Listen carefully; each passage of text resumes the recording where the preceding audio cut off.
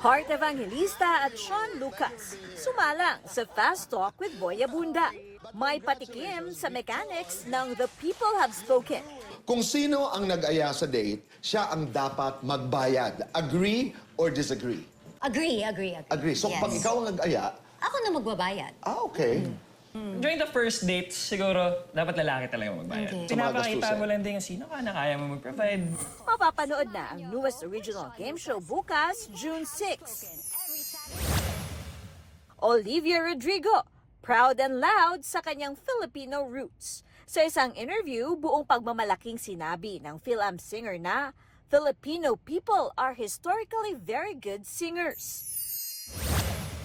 From one boy group to another, Niall Horan, instant fan sa global superstars na BTS.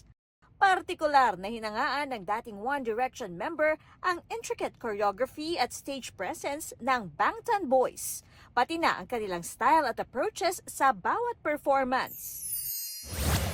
Kapuso primetime king Ding Dong Dantes, tampok sa Father's Day issue ng isang lifestyle magazine.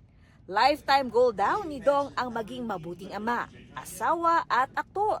At may malaking papel daw dyan ang kanyang pamilya.